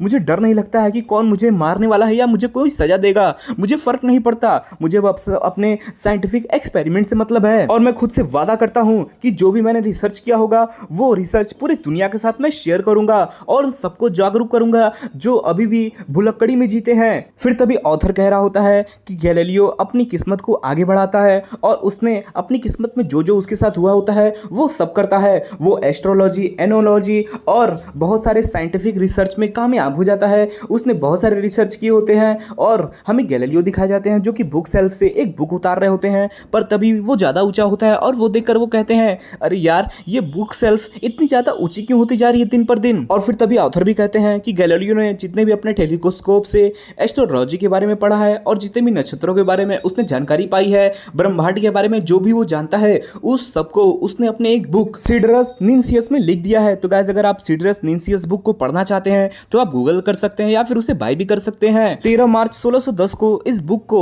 रिपब्लिक ऑफ वेनिस के शहर में रिलीज कर दिया गया जो कि बहुत बड़ा ह्यूज, बहुत तबाही ला दी, यानी बहुत सारे सुर्खियों में आ गई ये बुक और बहुत नाम कमाया इस गैलीलियो ने। पर नाम के साथ साथ बहुत सारे लोगों को इस जेलस भी होने लगा और वो थे वेटिकन के लोग। तो गाइस वेटिकन मतलब आप अगर नहीं समझ पा रहे हैं तो मैं आपको बता दूं, जो पोप लोग होते हैं वो एक प्रकार से एक धर्म के अनुयायी होते हैं जो कि ग्रुप में मिलकर काम करते हैं और उनका जो लीडर होता है उसे पोप कहा जाता है। इसी के साथ हमें 1613 का सीन दिखाया जाता है जहां पर लाइब्रेरी के अंदर बच्चे बात कर रहे होते हैं। सूरज जो है उसके इर्द गिर्द जो अर्थ है वो घूमता रहता है। मुझे तो यकीन नहीं हो रहा है क्या सच में ऐसा हो सकता है, पर फिर भी मैं जब अपना टेलीस्कोप खरीद लूंगा ना तो मैं खुद देखूंगा पृथ्वी को सूरज की अर्ध गिर्द घूमते हुए। चलो ठीक है, ये जो गैलीलियो है ना वो ऐसा लगता है कि कोलंबस है पूरे के पूरे ब्रह्मांड के। तो गैस कोलंबस वो थे जो बहुत सारे शहरों का खोज करते थे, बहुत सारे देश को खोज करते थे और उसी को यहाँ पर कहा जा रहा है कि वो ब्रह्मांड की कोलंबस हैं। पर वहीं ये जो लोरी टेरी होते हैं जो कि पोप के अनुयायी होते हैं वो ये बात सुन लेते हैं और सोचते हैं नहीं ये भगवान की तरफ गद्दारी है, ऐसा नहीं हो सकता है, मैं इस गद्दार को छोड़ूंगा नहीं। गैलीलियो बस तुम्हारा बस बहुत हो गया, अब मैं पोप को जाकर इसकी खबर दूंगा और उस गैलीलियो को सजा दिलवा कर रहूंगा। इसी के साथ वेटिकन के बहुत सारे लोग वहां पे आ जाते हैं और गैलीलियो को घेर के कहते हैं बस ये तुम्हारी फाइनल वार्निंग है, मैं तुम्हें बता दे रहा हूं अगर तुमने इसी प्रकार के फॉल्स रूमर्स फैलाने स्टार्ट नहीं किए, बंद नहीं किए, तो याद रखना तुम्हारा जो वेनिस के गोट है ना, वहाँ के जो तुम मैथमेटिशियन कहे जाते हो सबसे ज़्यादा, वो भी ओहदा तुम्हें बचा नहीं पाएगा। तो इस पे गैलीलियो कहता है मैं समझ गया आपकी बात, पर एक बात बताइए, क्या आप सच में मेरे टेलीस्कोप से ब्रह्मांड को नहीं देखना चाहते? क्या आपका मन नहीं होता? तो इस पे ये लोग बहुत ज़्यादा ही गुस्सा जाते हैं और वहाँ से जाने लगते हैं और कहते हैं बुढ़े तू सठिया गया है क्या? तू जिद्दीपना छोड़ दे अपना और हमारी बात मान ले। और वहीं हमारा ये जो गैलीलियो होते हैं वो बाय बाय कह रहे होते हैं इन लोग को। और तभी गैलीलियो अपने स्टूडेंट से कहते हैं कि अरे मारियो चलो जल्दी से इस काइट चार्ट को निकालो, हमें बहुत सारे गैलेक्सी के बारे में पता लगाना है और देखना है कि आखिर आसमान में हो क्या रहा है। तो इस पे बच्चा मारियो कहता है पर गैलीलियो सर आपको डर नहीं लग रहा है? ये वेटिकन के लोग बहुत ज्यादा ही खतरनाक हो सकते हैं, आपको कुछ भी कर सकते हैं या हानि पहुंचा सकते हैं आपको। तो इस पे गैलीलियो कहता है तुम्हें चिंता करने की कोई जरूरत नहीं है। पहली बात मैं मौत से नहीं डरता और दूसरी बात गॉड ने मुझे खुद मौत का दिन बता दिया है कि मैं कब मरने वाला हूं, इसलिए मुझे मौत से अब डर नहीं लगता है। चिंता करने की वजह चलो क्यों ना हम अपने रिसर्च पे काम करें और उल्का पिंडों के बारे में पता लगाएं। तो इस पे सारे लोग कह रहे होते क्या सच में गॉड ने आपको मैसेज दिया है? गॉड कैसे दिखते हैं? इसी के साथ गैलीलियो बहुत सारे बुक को रिलीज करने लगता है जिसमें और ज्यादा ही भगवान के जो नियम बनाए होते हैं उनके खिलाफ हमारे साइंटिफिक नियम होते हैं, रूल होते हैं, जिन्हें चर्च जो होता है वो अब सह नहीं पाता है और गैलीलियो के जितने भी बुक होते हैं उन्हें जलाना स्टार्ट कर देता है और फिर उसके जो भी रिलीज हो रहे होते हैं बुक उनको दबाना स्टार्ट कर देता है कि नहीं ये मार्केट में रिलीज नहीं हो सकते, जिससे कि जो गैलीलियो होते हैं उनका डाउनफॉल स्टार्ट हो जाता है, उनकी थ्योरीज को अब कोई नहीं पढ़ता। पर तभी गैलीलियो कह रहे होते हैं कि मुझे और ज्यादा बुक रिलीज करना चाहिए, वो भी भगवान के प्रति, ताकि ये जो चर्च के लोग हैं वो थोड़े बहुत मेरे सपोर्टर बन जाए और मेरे बुक को रिलीज होने दें। मैं जब तक जिंदा हूं तब तक कुछ ना कुछ तो कर ही दूं। सीन शिफ्ट होता है और हमें वेटिकन दिखाई जाती है जहां पर ये जो पोप होते हैं वो गैलीलियो की बुक को पटकते हुए कहते हैं बस बहुत हो चुका। ये जो गैलीलियो है वो बार बार ऐसा कर रहा है, ये भगवान के प्रति जागरूकता को बंद कर रहा है, ये अपराध है, ये विद्रोह है भगवान के खिलाफ, हम ऐसा होते हुए नहीं देख सकते हैं। बहुत हो गया इस गैलीलियो का, अब हमें कोई ना कोई एक्शन लेना होगा। अगर हमने जल्दी ही कुछ नहीं किया तो चर्च के जो अनुयायी हैं जो उन्हें भगवान को मानते हैं वो सोचने लगेंगे कि गैलीलियो सही है और हम गलत हैं। पर तभी जो इंसिक्यूसर होता है वो कह देता है कि चलो ठीक है बस बहुत हो गया, मैं फाइनल डेस्टिनेशन करता हूं कि आज से गैलीलियो को फांसी की सजा दी जाएगी। पर गाइस तभी ये क्या, जैसे ही वो बोलता है वैसे ही वहां से उसका चेयर सहित वो गायब हो जाता है और तुरंत ही टाइम रिवर में पहुंच जाता है जहां पर वो पहुंच के कहता है अरे ये कैसी जगह है और मेरे सैनिक, मेरे लोग, वो लोग कहां गए, कौन है यहाँ, कौन है? पर गाइस तभी पीछे से आवाज आती है हमने इसे बहुत सही समय पे उठा लिया, अगर इसने मौत की सजा सुना दी होती तो बहुत दिक्कत हो गया होता।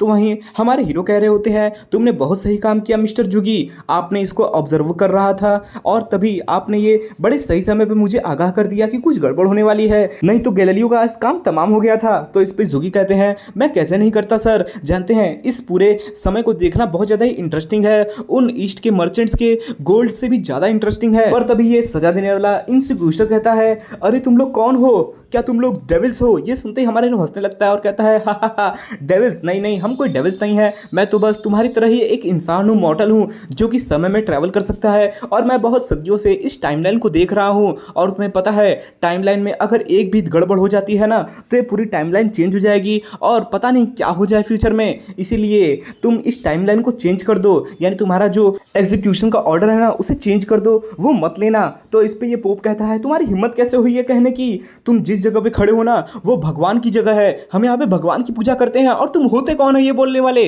पर गाइस तभी हमारा हीरो अपने टाइम पावर का इस्तेमाल करता है और जो इंसिक्यूसर होता है उसके तुरंत ही समय को खींच लेता है अपने अंदर और इसको बुढ़ा बना देता है। ये करने के बाद हमारा हीरो इसे वापस से करंट टाइमलाइन में फेंक देता है और वहां जाकर ये अपने आप को देखता है और कहता है हाँ ये क्या हो गया मेरे साथ, मैं बुढ़ा कैसे हो गया, ये कर्स है, ये शाप है डेविल का, मेरे पर शाप डाल दिया गया है, बचाओ मुझे कोई बचाओ। पर गाइस तभी पीछे से हमारा हीरो आता है और कहता है तुम जानते हो तुम्हारे पास अभी भी थोड़ी बहुत लाइफ स्पैन बची हुई है जिससे तुम साल 2 साल और जी सकते हो, पर अगर मैं चाहूं तो अभी तुम्हारे सारे लाइफ स्पैन को खींचकर तुम्हें यहीं पर मार सकता हूं और तुम्हारे जगह पे किसी और बंदे को बैठाकर उसका पोप बना सकता हूं, कोई शक भी नहीं करेगा कि तुम चेंज हो चुके हो। पर दूसरी तरफ अगर तुम मेरा बात मानते हो तो मैं तुम्हें अनेक लाइफ स्पैन दे सकता हूं जिससे तुम जितना जीते थे उससे तुम ज्यादा जी सकते हो और इस रिलीजन की जो पावर तुम्हें मिली हुई है उसे और दिनों तक एंजॉय कर सकते हो। तो बताओ तुम कौन सा रास्ता चुनोगे, मरना या जीना? ये सुनते ही ये पोप कहता है, अरे नहीं नहीं, तुम कोई डेविल नहीं हो,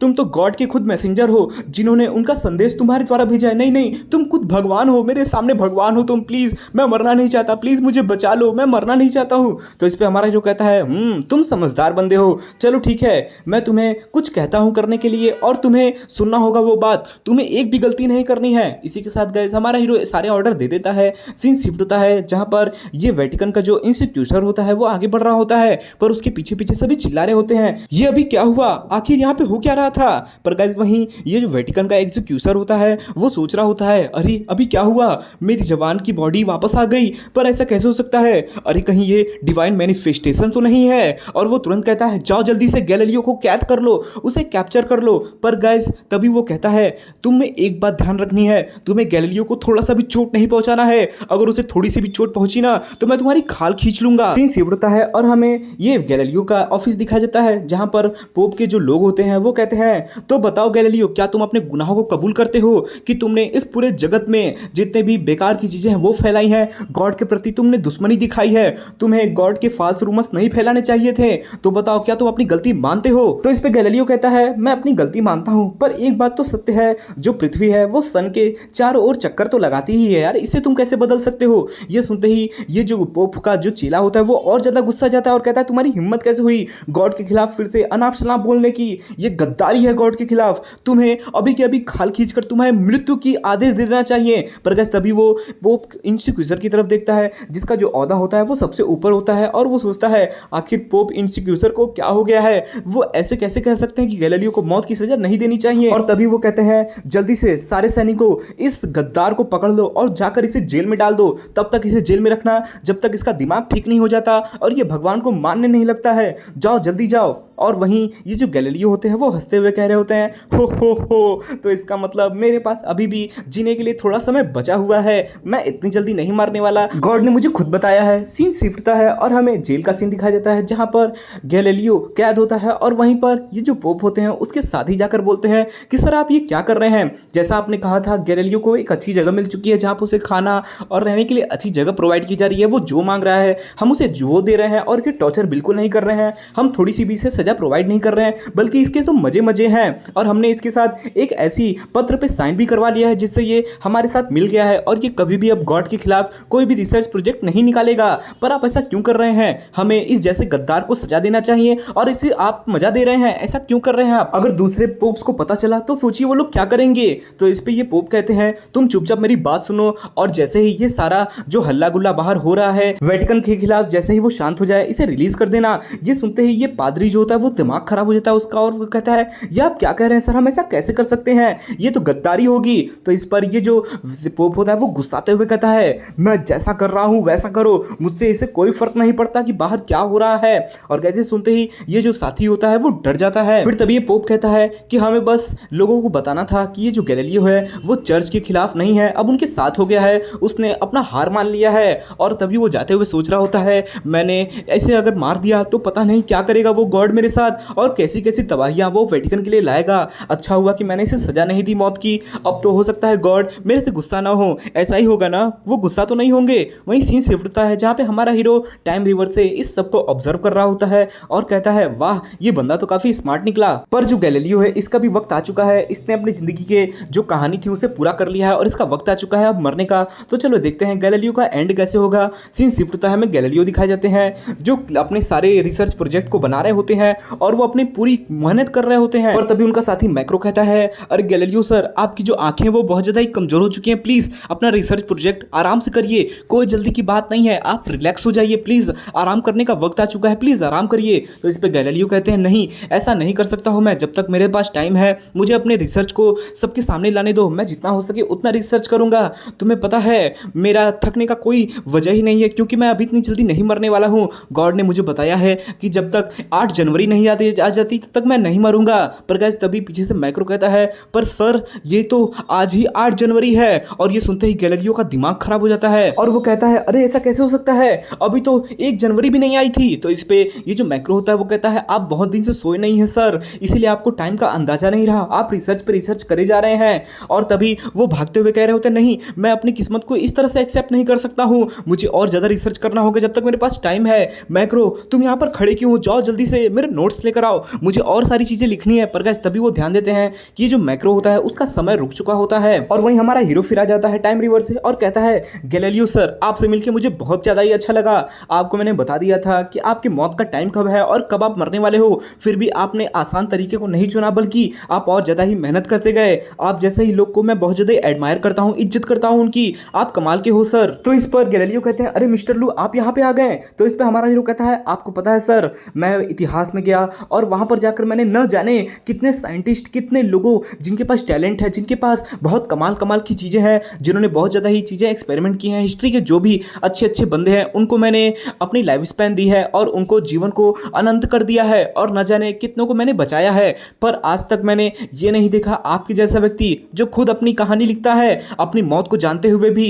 ये सुनते ही गैलीलियो कहते हैं आपका मतलब क्या है, आर्किमिडीज और एरिस्टोटल और अरिस्टाटू और जितने भी पिछले जितने भी साइंटिस्ट रहे हैं उनका जो किस्मत था वो आपके हाथ में था, आप उनकी मौत को तय कर सकते थे और उन्हें जीवन दान भी दे सकते थे। तो इस पे हमारा हीरो कहता है हाँ बेशक ऐसा भी हो सकता है कि आप उनसे एक बार मिल भी पाओ। ये सुनते ही ये जो गैलीलियो होते हैं उनको यकीन नहीं होता अपने कानों पर और वो तभी सोचने लगते हैं और कहते हैं तो क्या आप मुझे भी एटर्नल लाइफ दे सकते हो। तो इस पे हमारा हीरो पूछता है आपको एटर्नल लाइफ क्यों चाहिए। तो इस पे गैलीलियो चिल्लाते हुए कहता है मैं इस तरह से कागज के पन्नों पर लिखे हुए अपने मौत के समय को अपना नहीं सकता हूं सर, मैं इस तरह से मर नहीं सकता हूं, मैं अपने तरीके से पूरे वर्ल्ड को देखना चाहता हूं, आगे क्या होने वाला है उसे देखना चाहता हूं। तो गाइस सोचिए गैलीलियो और वो जो लियोनार्डो दी विंची थे दोनों में कितना ज्यादा डिफरेंस है। लियोनार्डो दी विंची अपने वक्त को अपने पूरे जिंदगी को ही पेंटिंग में डिस्ट्रॉय कर दिए थे और फिर बस उसी समय में वो रहना चाहते थे, पर जो गैलीलियो है वो और ज्यादा रिसर्च करना चाहते हैं और अपने फ्यूचर को जीना चाहते हैं, वो देखना चाहते हैं कि आखिर फ्यूचर में क्या होगा। और गाइस ये सुनने के साथ ही हमारा हीरो तुरंत ही अपने पावर का इस्तेमाल करता है और कहता है क्यों नहीं, श्योर श्योर आपको मैं इटर्नल लाइफ देने ही तो आया हूं। और वो तुरंत ही गैलीलियो को इटर्नल लाइफ दे देते हैं और उनको अपने इटर्नल क्लब का हिस्सा बना लेते हैं और कहते हैं वेलकम गैलीलियो, आपका इटर्नल क्लब में स्वागत है। तो गाइस एक महान साइंटिस्ट रिसर्चर मॉडर्न साइंस के जो रचयिता है गैलीलियो दी गैलीलियो वो आ चुके हैं हमारे इटर्नल क्लब में और आगे चल के एक और बंदा आने वाला है। तो गाइस अगर आप इस एपिसोड को यहीं खत्म कर रहे हैं तो मत करिए क्योंकि ये जो बंदा आने वाला है वो आपकी सोच से भी परे है। और इसी के साथ सीन शिफ्ट होता है और हमें बताया जाता है कि गैलीलियो अब क्या कर रहे हैं। हमें 1653 ईस्वी दिखाई जाती है जहां पर हमारा हीरो एक ऐसे जगह पे पहुंच चुका होता है जहां पर उसे एक बंदे को रिक्रूट करना होता है और ये बंदे का भी जिंदगी इतनी अच्छी नहीं होती है क्योंकि इसका जो बचपन था वो कठिनाइयों से भरा हुआ था। पर फिर भी इस बच्चे का साथ देने के लिए हमारे हीरो ने गैलीलियो को भेजा था जो कि अपना नाम चेंज करके हेनरी स्टोक रख चुके थे और अब अपनी जवानी के टाइमलाइन को गुजार रहे थे और इन्होंने ही इस बच्चे को अपनी सारी नॉलेज दी और इसे पढ़ाया लिखाया। इसे जो दुनिया थी वो फादर ऑफ फिजिक्स के नाम से जानती थी, पर ये जो छोटा था तो इतना ज्यादा टैलेंटेड नहीं था। पर जब इसने गैलीलियो से मुलाकात की तो गैलीलियो ने इसे मैथमेटिशियन के बारे में सारी जानकारी दी और इसे नॉलेजेबल बनाया। पर कुछ दिनों बाद आज से करीब 20 साल बाद जब ये लड़का 20 साल का हुआ तब इसके घर में जो इसकी माँ थी वो इस पे बहुत अचानक से गुस्साने लगी और फिर इसे खेतों में काम करने के लिए उकसाने लगी और पढ़ाई लिखाई से दूर हटवाने लगी क्योंकि जो फाइनेंशियल स्टेटस था वो सही नहीं था। पर वहीं पर जो गैलीलियो थे वो आ जाते हैं और फिर इस बच्चे को बनाने के लिए उसकी माँ को परस्यूट करने लगते हैं कि नहीं आप इसे इस तरह से मत छोड़वाइए स्कूल, इसे काम भी करने दीजिए और मैं खुद इसे पढ़ाऊंगा। दुनिया का जो बेस्ट टैलेंट है वो इस तरह से खेतों में काम नहीं करना चाहिए। और गैलीलियो की मदद से वो फिर से पढ़ाई करने लगा और इस बार उसने जो ग्रेजुएशन है वो किंग स्कूल ऑफ ग्राथम से की और उसके बाद उसने एक सीजर के रूप में ट्रिनिटी कॉलेज में उसे एडमिशन मिला। तो गाइस ये सब जो कहानियां मैं बता रहा हूँ ये झूठ नहीं है बल्कि एकदम रियलिटी है कि यही हिस्ट्री में हुआ था जब लंदन में बहुत ज्यादा ही प्लेग आ गया था यानी फ्लू आ गया था जो कि बहुत ज्यादा लोगों को मार रहा था। उसकी वजह से जो ये बंदा था जिस बंदे की हमारा हीरो बात कर रहा है वो एक यूनिवर्सिटी में चला गया था जहां पर उसने बहुत सारे लोगों को पढ़ाया और खुद भी पढ़ रहा था। पर अब वो अपने होम टाउन वापस आ चुका है और ये जो समय है जिस समय वो वापस आया है वो बहुत ज्यादा ही क्रिटिकल कंडीशन में है। और गाइस इसी के साथ हमें इस बंदे का नाम बताया जाता है जो गाइस आइजैक न्यूटन होता है। तो गाइस फाइनली जो रिसर्च किए थे ग्रेविटी का वो फाइनली आ चुके हैं बल पे, जिन्होंने वेग पे बनाया था रिसर्च अपना वो आ आ चुके हैं और इसी के साथ हमें इनकी कहानी बताई जाती है। इस समय जो न्यूटन होते हैं वो सेल्सियस और ऑप्टिक्स के बारे में रिसर्च कर रहे होते हैं, पर गाइस तभी वो एक पेड़ के नीचे बैठे होते हैं जो कि सेब का पेड़ होता है। और ये वही सीन होता है जहां पर इनके ऊपर सेब गिरने वाला होता है और वो ग्रेविटी के बारे में सोचने वाले होते हैं, पर जो वक्त होता है गिरने का वो गुजर चुका होता है। और हमारा हीरो सोच रहा होता है अरे ऐसा कैसे हो सकता है, जो वक्त है वो तो गुजर चुका है एप्पल गिरने का, पर ये एप्पल गिरा क्यों नहीं। पर तभी वो सोचते हैं कि अगर मैं एक नॉर्मल बंदा होता तो हो सकता है मैं थोड़ा घबरा जाता, पर अगर आपने टाइम ट्रैवल की मूवीज देखी है तो उसमें आपसे समझ सकते हैं कि अगर टाइम में बीते हुए कल में कुछ नहीं होता है तो आप उस चीज को होने के लिए थोड़ा पुश दे सकते हो। और वो तुरंत ही एक सिक्के को निकालता है और उसमें अपने टाइम एक्सेलरेशन की 100 गुणे पावर का इस्तेमाल करता है और उसे उछाल देता है उस पेड़ की तरफ, जिससे कि एक सेब जो है वो सेब पेड़ से गिर जाता है और तुरंत ही वो जो न्यूटन होते हैं उनके सर पे जा लगता है। पर तभी न्यूटन इस एप्पल को कैच कर लेते हैं और वो सोचते हैं अरे तुम मेरा सर फोड़ना चाहते थे। पर गाइस तभी उनके दिमाग में एक थॉट आता है कि ऐसा कैसे हो सकता है, एप्पल गिरा कैसे, ये तो एप्पल है ना, इसे सब पिक करते हैं पर ये गिर क्यों रहा है, पक्षियां उड़ती क्यों हैं, आखिर ऐसा क्यों हो रहा है। पर तभी हमारा हीरो वहां से गुजरता है और तुरंत ही हमारे न्यूटन को देख के कहता है अरे न्यूटन। तो इस पर न्यूटन पूछता है सर आप यहाँ पे क्या कर रहे हैं। तो इस पर हमारा हीरो कहता है मैं बस यहाँ से गुजर रहा था, पर तभी मैंने तुम्हें देखा, तुम पेड़ के नीचे बैठे हुए थे, पर तभी तुम्हारे ऊपर एक एप्पल आकर गिरी, क्या तुम सही तो हो, तुम्हें चोट तो नहीं लगी। तो इस पर न्यूटन जवाब देते हैं अरे नहीं नहीं, ये एप्पल मेरा क्या ही बिगाड़ लेगा, पर आपको पता है इसके गिरने से मेरे दिमाग में एक बहुत अच्छा आइडिया आया है और वो मैं बता नहीं सकता आपको कि क्या है वो। तो इस पे हमारा हीरो जवाब देता है हाँ बेशक, जो एप्पल्स होते हैं वो लोगों द्वारा तोड़े जाते हैं, वो गिरते थोड़ी ना है। ये सुनते ही आइजैक के दिमाग में एक और आइडिया आता है और उसका दिमाग फट जाता है। वो तुरंत कहता है आपने बिल्कुल सही कहा, जो एप्पल है उसे लोग तोड़ा करते हैं पर वो जमीन पे गिरता है न कि आसमान में उड़ता है। पर ऐसा कैसे हो सकता है, कोई तो फोर्स है जो इसे गिरने पे मजबूर करती है, कुछ तो होगी जो इसे जमीन पे गिराती है, पर मैं नहीं जानता कि वो क्या चीज है, वो कौन सी फोर्स है। मुझे और ज्यादा ही रिसर्च करनी होगी, मुझे इसे पेपर पे लिखना होगा। पर गाइस तभी ये देखकर हमारे को सोचता है तो अब फाइनली तुम फिर से ट्रैक पे आ चुके हो, तुम्हारा बत्ती जल गया दिमाग का। और वहीं जो न्यूटन होते हैं वो भाग रहे होते हैं इस एप्पल को फेंक के कि मुझे जल्दी से करना होगा, मुझे इन सारे आइडियाज को लिखना होगा ताकि मैं इन पे रिसर्च कर सकूं, मुझे जल्दी करनी होगी। वो वहां से एप्पल को फेंक कर भाग जाते हैं और तभी हमारा हीरो इस एप्पल को उठा लेता है और कहता है न्यूटन के अचीवमेंट को बहुत सारे लोग जानते होंगे कि उसने ग्रेविटी का आविष्कार किया, पर इस बेचारे से एप्पल को कोई नहीं जानता होगा कि यही वो एप्पल था जिसने न्यूटन को ये ग्रेट आइडिया दिया। पर छोड़ो जाने दो बेचारा एप्पल, मैं इसे वक्त में हमेशा के लिए संजो के रखूंगा और इसे टाइम रिवर में हमेशा ही सेफ रखूंगा। और गाइज इसी के साथ हमारा हीरो इस एप्पल को खा लेता है जो कि आधा कटा हुआ होता है और इससे हम आईफोन का भी अंदाजा लगा सकते हैं कि हमारे हीरो ने आईफोन लोगो दिया है। गाइस फाइनली मैंने टाइम बिजनेसमैन का 1 घंटे का एपिसोड खत्म कर दिया है, जो कि आप लोग बहुत ज़्यादा ही रिक्वेस्ट कर रहे थे डालो डालो कब ला रहे हो कब ला रहे हो, तो मैंने कहा लाओ डाल ही देते हैं। पर गाइस उससे पहले मैं आपको बताना चाहता हूँ मैं लास्ट में अपनी वीडियो क्यों डाल रहा हूँ। मैं वो इसलिए है क्योंकि मैं जानना चाहता हूँ कि आखिर कौन है जो 1 घंटे तक मेरी वीडियो को देखता है और कौन कौन है जो इस वीडियो को ख़त्म किए हैं। और उनके लिए क्विज भी है, ये बताइए न्यूटन का जो फर्स्ट लॉ है वो क्या होता है, वो कमेंट ज़रूर करिएगा आप लोग, इससे मुझे पता चलेगा कि कौन बंदा है जो पढ़ाई करता है और उसके साथ ही कौन सा ऐसा बंदा है जो मेरी वीडियो को लास्ट तक देखता है। और मैंने कमेंट सेक्शन में और कम्युनिटी पोस्ट में अपना जो सेकंड चैनल है जो मेरी बहन का है उसका लिंक भी दे दिया है, तो आप लोग ज़रूर उसे जाइए सब्सक्राइब करिए। 1000 सब्सक्राइबर का उसका गोल है, 4000 घंटे का व्यू का गोल है, वो कंप्लीट हो जाए उसके बाद आप लोग जो भी वीडियो रिक्वेस्ट करिएगा वो वीडियो में लाने को तैयार हूँ, तो प्लीज़ उसे भी सपोर्ट करिए आप लोग। मैं चाहता हूँ कि आप लोग उसे सपोर्ट करें। इसी के साथ मैं कहना चाहता हूँ कि और बताइए आप लोग कैसे हैं। 5 मिनट का टाइम पास करना है क्योंकि 1 घंटे की वीडियो कंप्लीट नहीं हुई, व्यू नहीं आए थे, चैप्टर नहीं आए थे, तो मैं क्या करूं। चैप्टर आए होते तो मैं 5 मिनट की वीडियो बना लेता, पर वीडियो आए ही नहीं थे। और जानता हूं पंखे की आवाज़ आ रही, मैं पंखे को बंद करता हूं, ठीक है। ये हो गया पंखा बंद। और ये मेमोरेबल भी है ये वीडियो क्योंकि 5 मिनट का वीडियो है और मैं चाहता हूँ कि ये वीडियो हमेशा इसी तरह यादगार बने रहे। और कुछ दिन मैं कम्युनिटी पोस्ट करूँगा तो वहाँ पे ज़रूर जाके मतलब कि आप लोग कम्युनिटी पोस्ट से ही देख लीजिएगा जहाँ पे मेरा सेकंड चैनल होगा। और कुछ दिन पहले ये चैनल डिलीट होने वाला था, उसका रीज़न ये था कि वो हुआ कि ऐसा था ना कि मैंने जो सेकंड चैनल बनाया था उस चैनल पे ना मोनेटाइजेशन अप्लाई हो गया था, वो मोनेटाइज भी हो गया था। मैं बहुत खुश था, पहले दिन सुबह ही हो गया, सोमवार का दिन था। मैंने कहा thank you God thank you. पर हुआ क्या कि उसी दिन 12 बजे रात में मैसेज आया कि आपको वो चैनल टर्मिनेट हो गया है। मैंने उसका रीज़न देखा और रीज़न मुझे पता चला कि वो हुआ ऐसा है कि जो चैनल था मेरा बैन हुआ था, उसी चैनल से मैंने नंबर से एक और यूट्यूब चैनल बना रखा था। तो यही कम्युनिटी गाइडेंस के खिलाफ होता है कि आप एक ही नंबर से अगर एक चैनल आपका पहले से डीमोनेटाइज हो चुका है, बैन हो चुका है, उसी नंबर से आप दूसरा चैनल नहीं बना सकते हो। इस बात की जानकारी मुझे उस वीडियो को देख के हुई। सोचिए कितनी बड़ी जानकारी है जो मैं आपके साथ शेयर कर रहा हूँ। कभी भी आप यूट्यूब चैनल बनाइए तो उस नंबर से अगर आपका चैनल बैन हो जाता है तो फिर आप उस चैनल पे दूसरा चैनल नहीं खोलिए, उस जीमेल आईडी उस नंबर पे बिल्कुल भी मत खोलिए। आप दूसरा नंबर लीजिए या फिर किसी और का नंबर लीजिए फैमिली में और उससे बनाइए। तो और बताइए, 2 मिनट और बचे हुए हैं, कुछ बातें ही कर ली जाएं। तो मैं कहना चाहता हूँ मेरे फेवरेट सब्सक्राइबर, जैसे कि पहले है जोडेक्स गेमिंग, वो मेरा फेवरेट सब्सक्राइबर है, आप कह सकते हो। दूसरे नंबर पे है कह सकते हो आप, एक है लियो गेमिंग, वो भी है, बंदा अच्छा है, आजकल फ़ोन करता है कभी कभी।